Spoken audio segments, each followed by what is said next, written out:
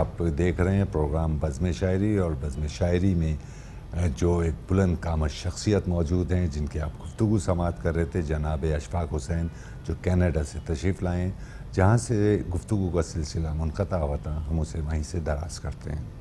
یہی جاننا چاہ رہا ہوں اشفاق بھائی کہ جب ہم کہتے ہیں فیض صاحب، میں خدا نہ خواستہ ان کی شان میں کوئی توہین نہیں کر رہا، میں جاننا چاہ رہا ہوں مطلب اگر ہم کہتے ہیں کہ علامہ اقبال تو کچھ سمجھ میں آتا ہے، مطلب پیچھے کام بھی ہے اور پیچھے نظر آتا ہے کہ ہاں یار علامہ اقبال کی بات ہو رہی ہے، اور ایک یعنی کیا کہنا چاہیے کہ ایک خاص سبجیکٹ پہ کام نظر آ رہا ہے ان کا۔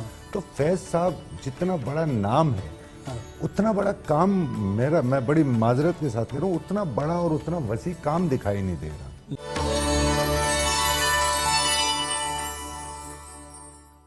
نہیں ایسا نہیں ہے، دیکھیے اس کی وجہ یہ ہے کہ کسی قدرت کسی کے سر پر جب شہرت اور عزت کا تاج رکھتی ہے تو یوں ہی نہیں رکھتی، بالکل ٹھیک، اس میں صلاحیت بھی ہوتی ہے۔ دیکھیے آپ کہہ رہے ہیں نا ہماری شاعری، جب فیض نے شاعری شروع کی ہے 30s کا زمانہ، 19 اور 30s کا جو زمانہ ہے، جب شاعری شروع کی تو ہماری اردو شاعری کا مزاج کیا تھا؟ تشبیہ کی شاعری تھی، ٹھیک، پنکھڑی گلاب کی سی ہے، بالکل ٹھیک ہے۔ اب اس زمانے میں جب شاعر آتا وہ کہتا ہے سو رہی ہے گھنے درختوں پر چاندنی کی تھکی ہوئی آواز، تو اس کا مذاق اڑایا جا رہا تھا، اچھا تو چاندنی کی بھی آواز بھی ہوتی ہے اور تھکی بھی ہوئی ہوتی ہے۔ یہ ہمارے جو کلاسیکل کے لکھنؤ دلی وغیرہ کے جو لوگ تھے ہمارے بزرگ شاعری نہیں مانتے تھے، یہ شاعری ہے، ٹھیک ہے۔ اب بتائیے یہ میں 2 لائنیں پڑھی اس دور کے، دیکھ لیجیے ان کے ساتھ کے تو فراق بھی تھے، اس کے ساتھ کیا کہتے ہیں حسرت بھی تھے، یہ لہجہ بتا دیجئے۔ بالکل۔ تو اب ہوا کہ بڑا شاعر کیا ہوتا ہے بنے کہتے کہ اس نے کیا دیا، وہ پہلے مجموعے میں ہوتا نا جب اس آدمی 30 سال کا ہے، اس وقت چھوڑیے بات کی چیز، جب فیض صاحب نہیں تھے وہ، جب کی بات کر رہا ہوں، یہ شعر تو اس کا منقش فریادی کا کہہ رہا ہوں نا۔ جی جی۔ اسی طریقے سے دیکھیں نظم کے حوالے سے بھی، اب ہم رقیب سے نظم بہت مشہور ہے نظم، لیکن آپ مجھے بتائیے کہ رقیب سے اس طرح ان سے پہلے 300 سال کی شاعری میں کوئی ایڈریس ہوا ہے؟ یہ میں بڑی ٹھیک ہے، طالب علم فراق گورکھپوری نے ان کی کتاب اردو کی عشقیہ شاعری، بہت ہی زبردست کتاب ہے لکھی تھی، اس میں انہوں نے جب اس نظم پہ پہنچا انہوں نے کہا اردو کی عشقیہ شاعری میں گزشتہ 300 سال میں اس سے بڑی کسی نے رقیب کو اس طرح مخاطب نہیں کیا، یہ ان کے الفاظ میں دہرا رہا ہوں۔ ایک یہ لڑکا کون ہے؟ یہ 28 سال کا ہے، 28 سال، 30s میں بھی نہیں پہنچا ہے یہ، جب تو اس نے اگر ہماری چیزیں، اور پھر محبوب کے در پہ گڑ گڑانا تو سبھی نے کہا، یہ کہنا کہ اور بھی غم زمانے سے محبت، رویے، ٹھیک ہے۔ تو بڑا شاعر میرے نزدیک وہ ہوتا ہے جو ویژن کا بڑا شاعر ہوتا ہے، ٹھیک ہے۔ جیسے غالب اس لیے بڑے ہیں کہ ویژن کا شاعر ہے، ایک جگہ جو شعر اس نے کہہ دیا غالب نے، دوسری جگہ اس کے وہ نہیں، ہم تو ریپیٹ کرتے ہیں، اچھا تو نہیں کیوں بڑے شاعر ہیں؟ اگر اور بھی کم لکھتے، وہ اور بھی کم لکھتے تو بھی وہ بڑے شاعر تھے ویژن کے، جو اردو شاعری میں جو انہوں نے شیشوں کا مسیحا کوئی نہیں، لائیں گے اس کا مثال جواب؟ ٹھیک ہے۔ خیال سوئے وطن روائیں سمندروں کے عیال تھامے، لائیں گے کوئی مثال ہے؟ تو مقصد یہ ہے کہ جو چیزیں انہوں نے جو لکھی کم لکھی، اس لیے ان کے ہاں بعض جگہ توجہ زبان کی خوبصورتی پہ بھی نہیں، یعنی آپ یہ کہیں گے کہ آپ ان کی کوانٹٹی پہ نہ جائیں بلکہ کوالٹی پہ جائیں، کوالٹی پہ جائیں، بڑا شاعر ہمیشہ کوالٹی کا۔ اچھا میں ایک چیز اور جاننا چاہوں گا، اور میں بار بار اس کا اظہار کر رہا ہوں کہ خدا نہ خواستہ اس میں کوئی، اب مجھے یہ بتائیے کہ ہم بڑے شاعر کو جب دیکھتے ہیں تو اس کا ویژن کیا ہے، یہ تو ایک الگ بات ہے، اور ہم شاعری کے بنیاد پر جب اسے دیکھتے ہیں تو ہم اس کا لہجہ دیکھتے ہیں، یعنی میں اپنی ذاتی رائے، ممکن ہے آپ اس سے اتفاق نہ کریں اور آپ کو حق ہے اس کا، میر اگر کھڑے ہیں تو وہ کس سطح کی شاعری ہے وہ ایک الگ بات ہے، لیکن وہ ایک مضبوط لہجے پہ کھڑا ہے، اس لہجے نے میر بنایا۔ غالب نے اچھے شعر کہے یا برے شعر کہے، لیکن ایک مضبوط لہجہ دیا اس نے، ایک مضبوط، مطلب آپ اسے 500 غزلوں میں غالب کا کلام ڈال دیں اور آپ نکال لیں گے یہ غالب ہے، میر کا آپ 1000 غزلوں میں ڈال دیں آپ نکال لیں گے یہ میر کی غزل ہے، یہ مطلب اس کا لہجہ بتا رہا ہے۔ تو کیا آپ یہ سمجھتے ہیں کہ اگر ہم ایک باکس میں ساحل لدھیانوی کو رکھیں، احمد فراز کو رکھیں اور فیض صاحب کو ڈالیں تو اس میں سے آپ نکال لیں گے کہ کس کا کلام ہے؟ نہیں، اگر فیض کے اثرات فراز پہ ہیں اس میں میں یہی عرض کرنا، میں یہی فیض کے اثرات فراز پہ ہیں، سائد پہ ہیں، اور ہمارے دور کے فیض کے نہیں، میں معافی چاہ رہا ہوں، اصل میں کہنا یہ چاہتا ہوں کہ ساحر کے اثرات فراز پر بھی ہیں اور فیض پر بھی ہیں۔ نہیں، میں اس سے اتفاق نہیں کروں گا، بالکل آپ نہ کریں۔ نہیں، میں اس سے اتفاق نہیں کروں گا کہ جو ہے فیض جو جب ساحر سے پہلے جس رویے جس لہجے کو کہہ چکے تھے سن ہماری ترقی پسند تحریک 1936 سے بنی، اس کے بعد جو ہے ساحر تو اس کے بعد آئے ہیں، بہت اس کے بعد والے لوگ ہیں۔ جہاں تک اپنے کلاسیکی بڑے شاعر کا تعلق ہے تو میں کوئی فیض کا وکیل تو نہیں، مگر فیض نے کیا کہا وہ سنیے۔ فیض سے کسی نے پوچھا کہ جی آپ بڑے شاعر ہیں، انہوں نے کہا جی میں تھوڑا بہت بڑے تو ہیں، تو انہوں نے کہا کہ بھائی دیکھو 17ویں صدی میں میر، 18ویں صدی میں 19ویں صدی میں غالب اور 20ویں صدی میں اقبال، یہ ہیں ہمارے بڑے شاعر۔ اس کے بعد کہیں سی اور ڈی ڈگری میں اگر کوئی جگہ ہے تو اس میں ہمارا نام آتا ہے، وہ آپ ہمیشہ یہ ان کے ورڈنگ ہیں، تو ان کے ورڈنگ کو میں لیتا ہوں، انہوں نے کبھی نہیں کہا اور میں نہیں، اور کوئی بھی جو فیض کو وہ کہتا ہے، میں بھی فیض کا بہت بڑا مدعو ہوں، مگر میں یہ تو نہیں کہوں گا کہ میر سے بھی بڑے ہیں یا غالب سے بھی بڑے ہیں، وہ تو یک طرفہ رائے ہو جائے گی۔ لیکن اپنے انفلوئنس کے لحاظ سے اپنے دور پر ان کی شاعری کا جو اثرات انفلوئنس ہے کہ لوگ انفلوئنس یہ نہیں کہ لوگ اس سٹائل میں لکھنے لگے، پڑھنے لگے۔ سر بات یہ تو لوگ تو سگریٹ اس طریقے سے پینے لگے تھے جیسے فیض پیتے تھے، فیض فیشن بن گئے۔ یہ تو اردو کے کسی شاعر کو ان سے پہلے نہیں ملا تھا، فیشن نہیں تھا غالب، فیشن نہیں تھے اقبال، بڑے شاعر ہیں۔ تو قدرت کچھ چیزیں ہوتی ہیں۔ اچھا ہم یہ کیوں چاہیں، ہمارا یہ رویہ درست نہیں کہ ہم کیوں چاہیں کہ فیض غالب ہو جائے، اقبال ہو جائیں غالب، بھائی وہ تو خود کہہ رہے ہیں کہ اقبال بڑے شاعر ہیں، ہاں بالکل ٹھیک ہے، بالکل وہ تو خود کہہ رہے ہیں۔ اچھا میں معافی چاہ رہا ہوں اشفاق بھائی، میں یہ بھی جاننا چاہوں گا کہ ایک لمحے کے لیے آپ تصور کیجئے کہ اگر جوش کے ساتھ جوش کی سرپرستی اسٹیبلشمنٹ کر رہی ہوتی اس وقت کی، اور جوش کے مزار پہ ہر سال گارڈ بدل رہے ہوتے، تو آپ یہ سمجھتے ہیں کہ آپ کے عہد کا ایک خاص طبقہ یا اسٹیبلشمنٹ کہہ لیں، وہ بہت کم شاعر جو ہوتا ہے، بہت سطحی شاعر ہوتا ہے، اسے بھی بہت بڑا بنا سکتے ہیں؟ کیونکہ ہم اگر دیکھتے ہیں، میں نام نہیں لے رہا، ہم دیکھتے ہیں بڑے بڑے شعراء کو تو وہ اسٹیبلشمنٹ کی سرپرستی میں بڑے بنے ہیں، اور جوش کو اسٹیبلشمنٹ کی ناگواری سہنا پڑی اور وہ جوش کبھی بڑا اس طرح نہیں بن سکا، اور نہ اس کے مزار پہ گارڈ بدلے جا رہے ہیں۔ جوش صاحب کی شاعری پہ میں اپنے حساب سے ایک نیا چیپٹر کھل جا کے ٹھیک ہے۔ دیکھیے جوش صاحب کا پوری شاعری کا بنیاد انگریز دشمنی، مکمل آزادی، اس کے خلاف تھا۔ سن 47 میں جب پاکستان بن گیا تو جوش کی آئیڈیالوجی ہی پٹ گئی۔ بالکل ٹھیک ہے، ٹھیک ہے نا؟ اگر یونائٹڈ انڈیا ہوتا تو ان کا لہجہ چلتا، ٹھیک ہے، جب نہیں ہے تو پھر بیکار ہے۔ چونکہ مذہب کے نام پہ تو یہاں اقبال کو زیادہ وہ کیا گیا، تو آپ کا نہیں چلا وہ سلسلہ۔ ہمارے یہاں جیسے پاکستان میں جب 58 کے بعد ایک ایسی شاعری جو احتجاجی شاعری تھی، اس نے سب سے زیادہ فروغ پایا، اس نے جالی پیدا کیا، اس نے فیض کو پیدا، اس نے فراز مزاحمتی ادب۔ اگر ہمارے یہاں جمہوری رویہ ہوتا تو شاید ہم اس قسم کی شاعری نہ کر سکتے۔ تو بہت سی چیزیں ہیں۔ تو جوش صاحب کے ساتھ، اب جوش صاحب جب پاکستان میں، جوش صاحب کی فکر جو ہے اسٹیبلشمنٹ کی بات نہیں ہے، عام لوگوں میں بھی فٹ نہیں بیٹھتی۔ ٹھیک ہے، یوں کراچی میں ہوں جس طرح کے کوفے میں حسین، سب شہادت کے ہیں آثار چنا جور گرم، تو اس کا اسٹیبلشمنٹ سے تو تعلق نہیں۔ وہ کیونکہ وہ جن چیزوں، خدا کے بارے میں دیکھیے، یہ معاشرہ تیار نہیں، خدا کے بارے میں وہ کہتے ہیں شبیر حسن خان نہیں لیتے بدلہ، شبیر حسن خان سے بھی چھوٹا ہے خدا۔ اب اس رویے کا یہ شاعر تو بڑا ہے، ٹھیک ہے، جوش معمولی شاعر نہیں ہے، لیکن آپ یہ کیوں توقع کرتے ہیں کہ میڈیوکر معاشرہ اس کو قبول کرے؟ جب معاشرہ لبرل ہوگا تو اسے قبول کرے گا، یعنی جس طرح مذہبی معاشرہ تھا تو اقبال کو قبول کیا۔ نہیں، اقبال اردو شاعری کا معجزہ ہے، اقبال اردو شاعری کا معجزہ ہے۔ ان کو جو اقبال جب پارٹیشن سے پہلے جشن اقبال اور اچھی کتابیں انڈیا میں پہلے چھپ چکی تھیں. اقبال پہ روح اقبال ڈاکٹر یوسف حسن خان کی کتاب ابھی بھی ون آف دی بیسٹ بک اقبال پہ پڑھنے کے لیے, وہ سن 43 میں ہو چکی تھی. بھوپال میں جشن ہو چکے تھے, یہاں کہاں گئے, پاکستان میں کہاں ہو رہے تھے, وہاں ہو رہے تھے, ٹھیک ہے, لاہور میں ان کا وہ تھا. اقبال وہ ہمارا جو معاشرہ سن 47 سے پہلے کا تھا, وہ اس میں مسلم معاشرے کی ایک اکائی تھی. ٹھیک. اقبال اس کے نمائندہ تھے. اور آج بھی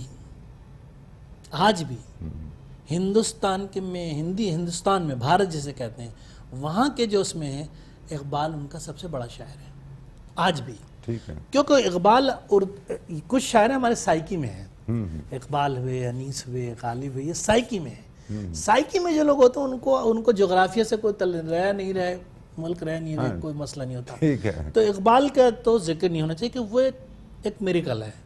ان کی شاعری اپنے دور میں بالکل دیکھیں, اپنی شاعری اپنے دور کے مسائل سے جڑی ہوئی شاعری تھی, ایسے جڑی ہوئی تھی کوئی اپنے کہ لوگوں کو ان کی شاعری میں اپنا دل دھڑکتا ہوا محسوس ہوتا تھا. تو وہ ایک الگ مسئلہ ہے. اب یہ جو دور جو ہم کہتے ہیں ہمارے دور میں, اس میں اپنے دور میں ہم کمپیریزن کرتے ہیں, فیض تو زندہ, اپنے دور میں فیض کی شاعری نے وہ فرض ادا کیا ہے لوگوں کو زبان دینے کی. فیض کی شاعری جو ہے وہ راغب کی اپنی, یعنی مطلب دیکھیں نا, ایک آدمی جبھی تو ان کے نظمیں سنسر ہوئی, کلیات ان کی چھپتی تھی, کہاں چھپتی ہو, کہتا جزا سزا سب یہیں پہ ہوگی, یہیں عذاب و ثواب ہوگا, آپ نے کاٹ دی ضیاء الحق کے دور میں. بالکل ٹھیک ہے. اس نے کہا ہم دیکھیں گے, یہ تو نہیں چھپی تھی ان کی, کلیات سے کاٹ دی, کیونکہ اس نے کہا تھا کہ اور راج کرے گی خلق خدا, یہاں تک بات نہیں تھی, اس کے آگے بات تھی جو تم بھی ہو اور میں بھی ہوں. بالکل ٹھیک ہے. تو یہ چیز جو ہے ان کے بھی ہے. اصل میں اسی نقطے کی جانب آنا چاہ رہا تھا کہ کسی نہ کسی طور سے اسٹیبلشمنٹ انوالو رہی ہے شعراء کی زندگیوں میں, ان کے کلام میں, وہ جسے چاہ رہے ہیں سنسر کر رہے ہیں. تو یہ کوئی عجوبی بات نہیں ہے کہ ایسے نہیں ہے کہ صرف سیاست میں انوالو رہی ہے اسٹیبلشمنٹ, بلکہ اس نے اپنے عہد میں جسے چاہا اسے بڑا شاعر بنا کر بھی پیش کیا ہے. تھوڑا سا اور فراغ دلی سے سوچیں, ہم پاکستانی اسٹیبلشمنٹ کی بات کریں, انڈیا میں بھی یہ تھا پہلے. اب آپ دیکھیے غالب تھا نا بڑا شاعر, غالب آخر وقت حضرت کا مجھے بادشاہ کا بنا تھا, مگر پالیٹکس وہاں چل رہی تھی, ذوق جب تک ذوق زندہ رہے, غالب کو کہاں, اب کہاں ہے ذوق کی شاعری. تو یہ ہر دور میں ہوتا ہے. جیسے میں نے کہا کہ کسی وجہ سے نمایاں کچھ لوگ ان کا کلام لوگوں تک پہنچ جائے, ہو سکتا ہے کہ وہ 19-20 شاعر ہو, 20 والا کا کلام نہیں پہنچا تو 19, مگر اس کو شاعر ہونا چاہیے. بنیادی تقاضے جو ہیں شاعری کے, تخلیق کے, وہ ہونے چاہیے. فیض صاحب کے دیکھنا اسٹیٹ, آپ کہتے ہیں بڑا شاعر کیا ہوگا, بڑا شاعر بتائیں سن 47 کا جو کہتا ہے پہلی پاکستان کی یوم آزادی پہ کہتا ہے یہ داغ داغ اجالا یہ شب گزیدہ سے لائے نا کوئی دوسرا شاعر, یہ قافیہ لگانے کے بڑا اچھا ہے, میر کا لہجہ غالب, لائے نا ایسا شاعر کوئی کہہ, زباں پہ مہر لگی ہے تو کیا کہ رکھ دی ہے, ہر ایک خلق ہے زنجیر میں زباں میں, نہ لائیں کوئی شاعر. تو مقصد کہنے کا یہ ہے کہ وہ دیکھیں نا, جو آپ بات کریں بڑی شاعری کہاں, بڑی شاعری کے تو جھلک آتی ہے نا. ٹھیک ہے. آئیے عرض گزارنے کے نگارے ہستی, زہر امروز میں شیرینی فردہ بردے, آپٹیمسٹک.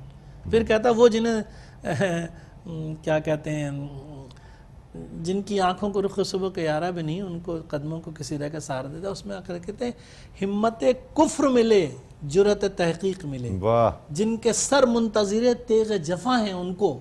یہ شاعری ہے کہ یہ کوئی مشاعرے میں لوٹنے کے لیے نہیں کہی گئی غزل, یہ شاعری ہے. اس لیے بڑے شاعر ہیں فیض, اس لیے کہ لوگ کہہ رہے ہیں اسٹیبلشمنٹ تو فیض کو کہاں پسند کرتی تھی بھائی, فیض کو, اور کوئی بھی ہمارا بڑا شاعر. وہ آرمی کا حصہ نہیں رہے مثال کے طور پہ, فوج ووج کا حصہ نہیں رہے کسی عہد میں. نامکمل معلومات پہ لوگ کہتے ہیں نا.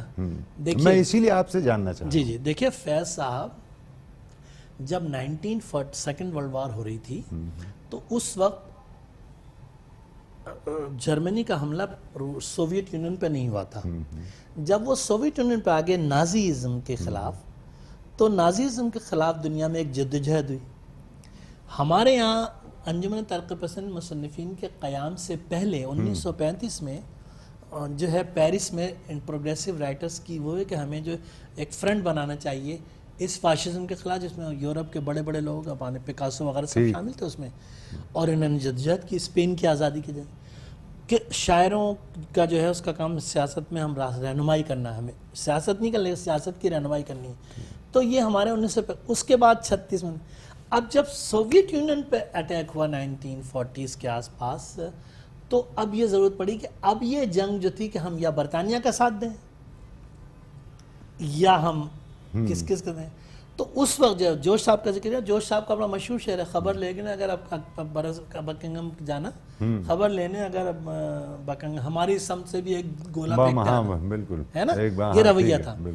تو 40 all over the world, not India, all over the world جو پروگریسو فورسز تھی، انہوں نے کہا اب جنگ جو ہے، یہ جنگ جو ہے یورپ کی جنگ نہیں ہے، اب یہ فاشزم کے خلاف جنگ کرنی ہے، ہمیں اس میں حصہ لینا ہے. بہت اچھے. تو اس وقت جو ہے 1942 میں ہمارے بہت سارے شاعر ادیب جو ہیں وہ برٹش آرمی میں شامل ہوئے. ٹھیک ہے. جو بیشتر لوگ دیکھتے ہیں نا نام، وہ پروگریسو لوگ تھے، یہ سب انگریزوں کی ہمیں مدد کرنی چاہیے تاکہ فاشزم کا، تو اسی کا حصہ فیض صاحب بھی اسی طرح سے تھے. لیکن فیض صاحب جو ہیں وہ جب وہ جنگ ختم ہو گئی تو اس کے بعد انہوں نے فوج میں رہا، وہ کیا نہیں، اس کے بعد انہوں نے کہا کہ میں اب چھوڑ دوں فوج. نوکری کی تلاش کرے تھے، ملا ہی نہیں. بڑا تفصیل میں چل جائیں گے، لمبی گفتگو ہو جائے گی. پھر ایک اپورچونٹی ان کو ملی 1946 دسمبر، پاکستان بننے سے پہلے لاہور سے پاکستان ٹائمز اخبار نکلنے کے. پڑھے لکھے آدمی تھے، انگریزی ادب کے وہ تھے پڑھے لکھے. تو ان کو ان کے دوست میاں افتخار الدین جو پنجابی تھے اور ان کے سب پریس تھے، انہوں نے کہا کہ تم انگریزوں نے کہا میں تو جانتا نہیں ہوں. انہوں نے کہا جانتے شاعری کون سے آپ جانتے تھے، آپ نے سیکھی جبھی تو کر رہے ہیں. ٹھیک ہے، بہت اچھے. اشرف بھائی آپ ہمارے ساتھ موجود ہیں، آپ کی اجازت سے ایک وقفے پر جا رہے ہیں، اور وہ چونکہ اتنی خوبصورت علم سے لبریز آپ گفتگو فرما رہے ہیں، اور وہ جو بزم شاعری کا بنیاد ہے اشعار، وہ ہم سننے سے اب تک رہ گئے. اور وقفے سے آ کر آج ہی ہم آپ کو زحمت دیتے ہیں، وقفے سے آ کر آپ سے اشعار سماعت کرتے ہیں. ناظرین کرام، آپ دیکھ رہے ہیں پروگرام بزم شاعری. ہمارے ساتھ موجود ہیں دنیا اردو کے ممتاز شاعر جناب اشفاق حسین، جو خوبصورت گفتگو، علم سے لبریز گفتگو آپ کی سماعتوں تک منتقل کر رہے تھے. اس وقت ہم ایک وقفے پر جا رہے ہیں، وقفے سے دوبارہ حاضر ہو کر اشفاق حسین سے ان کا شعری کلام سماعت کرتے ہیں.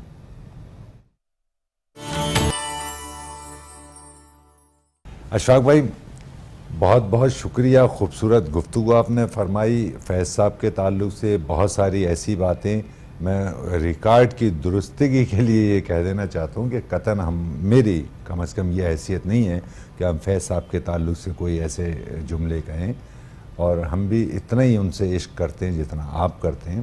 لیکن کچھ سوالات ذہن میں ہوتے ہیں، وہ آدمی کو کرنا چاہیے. تو یہ جسارت آپ بھی کے سامنے کر سکتے تھے، اور فیض صاحب کے تعلق سے جتنی مستند گفتگو آپ کر سکتے ہیں، شاید اتنی مستند گفتگو کسی کے نہیں ہو سکتی.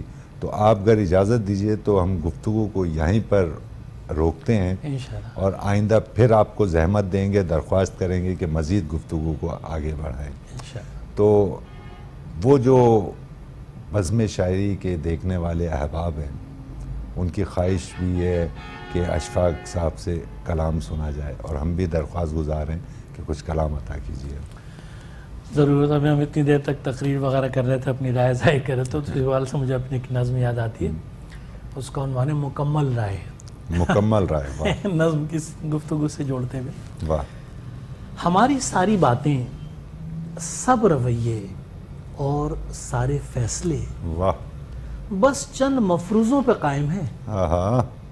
ہماری ساری باتیں، سب رویے اور سارے فیصلے بس چند مفروضوں پہ قائم ہیں.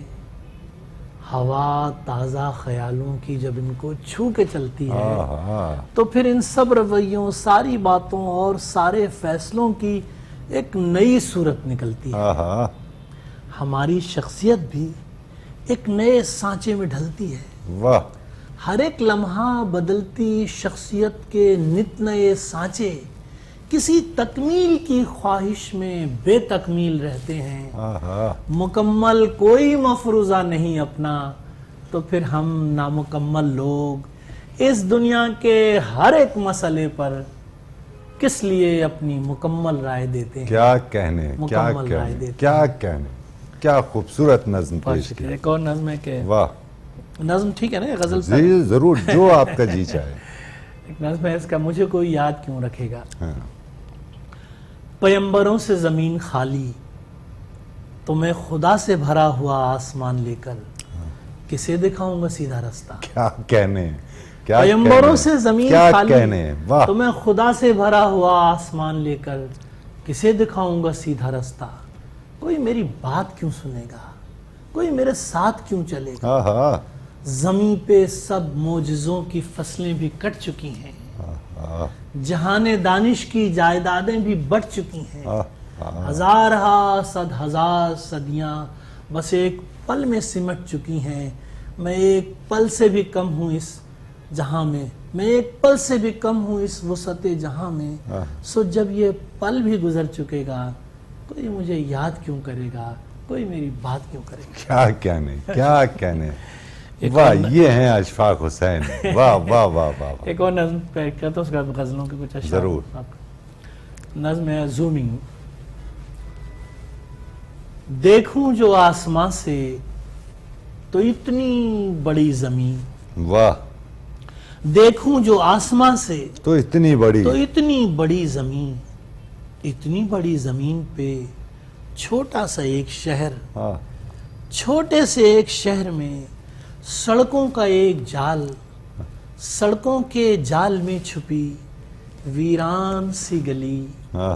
ویران گلی کے موڑ پہ تنہا سا ایک شجر، تنہا شجر کے سائے میں چھوٹا سا ایک مکان. کیا کہنے. چھوٹے سے ایک مکان میں کچی زمین کا صحن، کچی زمین کے صحن میں کھلتا ہوا گلاب. واہ. کھلتے ہوئے گلاب میں مہکا ہوا بدن، مہکے ہوئے بدن میں سمندر سا ایک دل.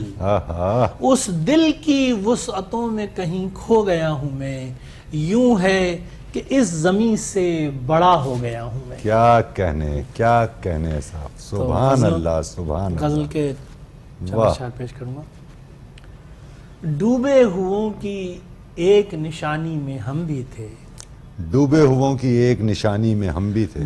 ڈوبے ہووں کی ایک نشانی میں ہم بھی تھے. سورج کے ساتھ جھیل کے پانی میں ہم بھی تھے. واہ واہ. ڈوبے ہووں کی ایک نشانی میں ہم بھی تھے. کیا کہنے. سورج کے ساتھ جھیل کے پانی میں ہم بھی تھے. آندھی اکھاڑتی رہی تہذیب کے شجر. آندھی اکھاڑتی رہی تہذیب کے شجر اور اس معاشرے کی کہانی میں ہم بھی تھے. واہ واہ واہ واہ. آندھی اکھاڑتی رہی تہذیب کے شجر اور اس معاشرے کی کہانی میں ہم بھی تھے. لکھنا جو تھا اسی سے گریزاں رہا قلم. کیا کہنے. لکھنا جو تھا اسی سے گریزاں رہا قلم. اغوا کنندگان معانی میں ہم بھی تھے. واہ واہ واہ واہ. لکھنا جو تھا اسی سے گریزاں رہا قلم. واہ. اغوا کنندگان معانی میں ہم بھی تھے. تھی حسن و انقلاب سے مشترکہ دوستی. واہ. تھی حسن و انقلاب سے مشترکہ دوستی. کچھ روز کاروبار جوانی میں ہم بھی تھے. کیا کہنے، کیا تھی حسن و انقلاب سے مشترکہ دوستی. واہ واہ واہ واہ. کچھ روز کاروبار جوانی میں ہم بھی تھے. ہم کو بھی ایک شخص نے چاہا تھا ٹوٹ کر. ہم کو بھی ایک شخص نے چاہا تھا ٹوٹ کر. ہم کو بھی ایک شخص نے چاہا تھا ٹوٹ کر. کیا مصرع ہے صاحب. واہ. خوشبو کی طرح رات کی رانی میں ہم بھی تھے. کیا کہنے. ہم کو بھی ایک شخص نے چاہا تھا ٹوٹ کر. واہ واہ واہ. خوشبو کی طرح رات کی رانی میں ہم بھی تھے. ایک شخص سے شدید محبت ہمیں بھی تھی. بہت اچھے. ایک شخص سے شدید محبت ہمیں بھی تھی.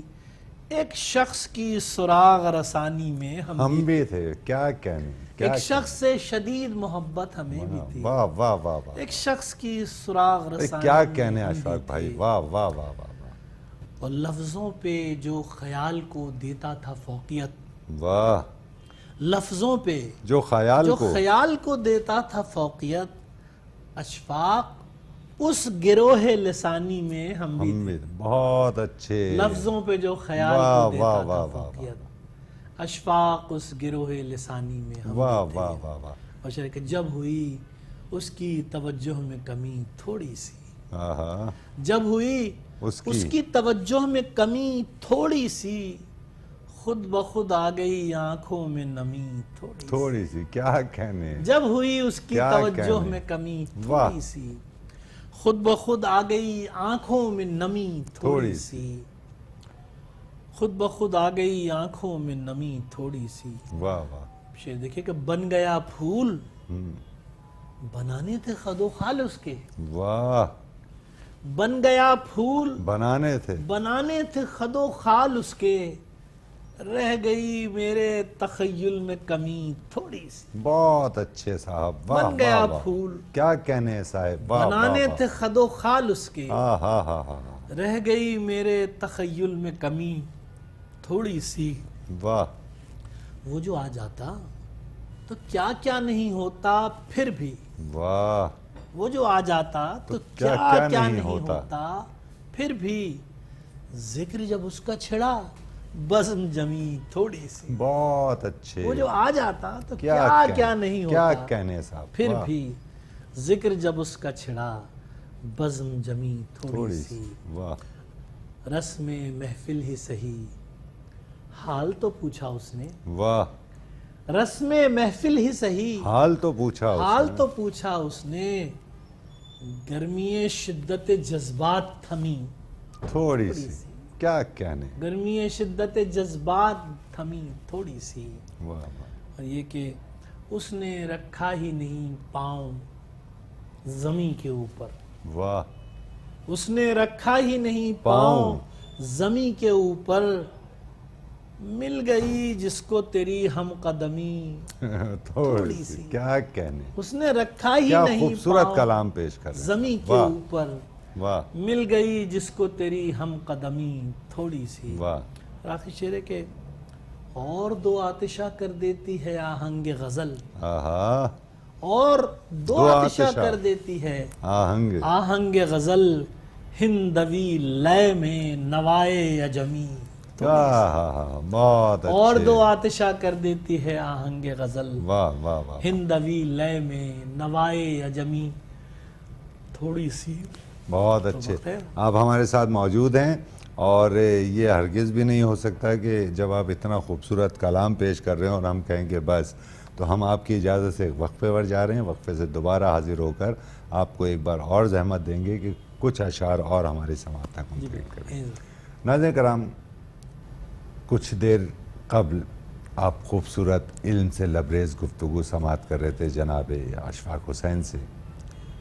پروگرام کے اختتامی دور میں آپ ان کا خوبصورت کلام، بے بدل کلام، ایک ایسا کلام کہ جس کے اثرات تمام اردو دنیا پر اپنے اثرات مرتب کرتے ہیں ان کا کلام۔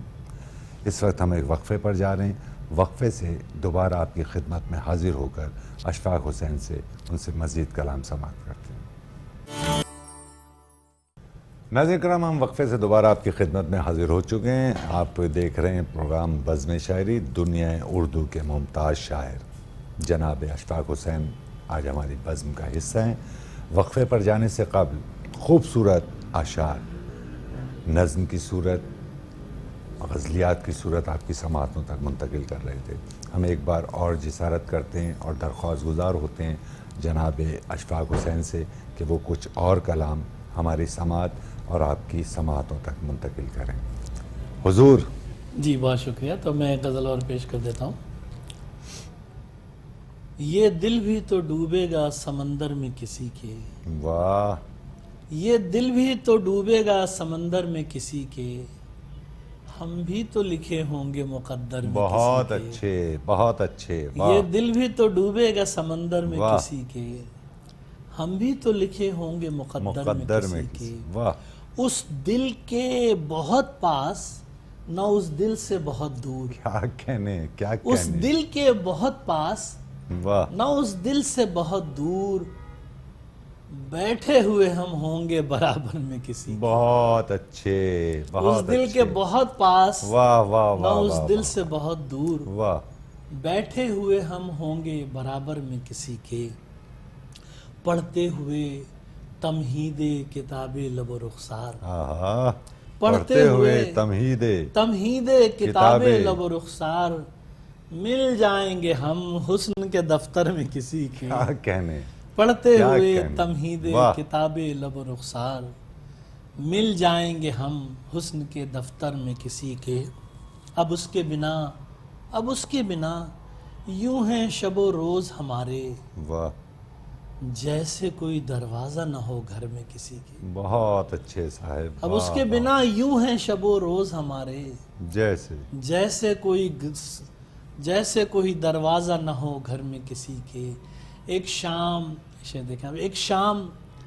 بنام لب شیریں دہنا ہم، کیا کہنے، ایک شام بنام لب شیریں دہنا ہم، چپکے سے اتر جائیں گے ساغر میں کسی، بہت اچھے، بہت ایک اچھے، شام بنام لب شیریں دہنا ہم، آہا، چپکے سے اتر جائیں گے ساغر میں کسی کے، اور شاید کسی ایک مصرع خوش رنگ کی صورت، کیا کہنے، کیا بات ہے، شاید کسی ایک مصرع خوش رنگ کی صورت، ہم بھی نظر آ جائیں گے منظر میں کسی کے، بہت اچھے، بہت اچھے، شاید کسی ایک مصرع خوش رنگ کی صورت، ہم بھی نظر آ جائیں گے منظر میں کسی کے، اور یہ کہ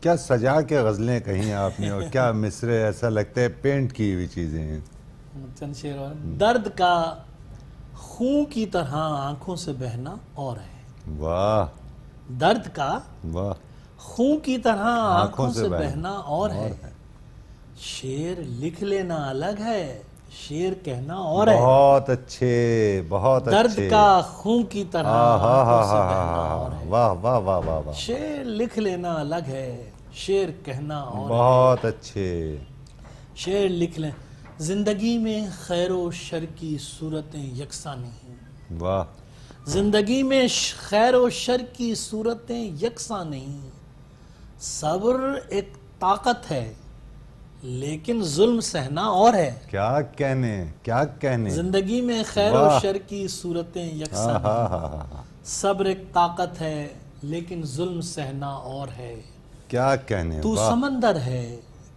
کنارے ہیں تیرے چاروں طرف، آہا، تو سمندر ہے کنارے ہیں تیرے چاروں طرف، ایک ہی رخ پر مگر دریا کا بہنا اور ہے، واہ واہ تو واہ، سمندر ہے واہ واہ، کنارے ہیں تیرے چاروں کیا طرف، کہنے اشفاق بھائی، ایک ہی رخ پر مگر دریا کا بہنا اور ہے، کیا کہنے، ایک سے لفظ و بیاں ہیں، ایک سے لفظ و بیاں ہیں، ایک سا لہجہ مگر، آہا، اس کا کہنا اور کچھ ہے، میرا کہنا اور ہے، بہت اچھے، بہت ایک اچھے، سے لفظ و بیاں ہیں، آہا، ایک سا لہجہ مگر، کیا کہنے، اس کا کہنا اور کچھ ہے، میرا کہنا اور ہے، بہت اچھے ہے۔ اشفاق بھائی، ناگوار نہ گزرے تو بہت سے احباب نے درخواست کی تھی کہ وہ ہم آپ کی خدمت میں پیش کریں، ایک بیٹے کے عنوان سے غالباً کوئی نظم اگر آپ کے حافظے میں ہو تو ضرور جی پیش بالکل کیجیے۔ حافظے میں ہے، بالکل حافظے میں ہے، ہاں یہ نظم میں نے اپنے بیٹے کی پہلی سالگرہ پہ کہی تھی، 40 سال سے زیادہ ہو گیا، تو محبت کی ایک نظم اپنے بیٹے کے نام،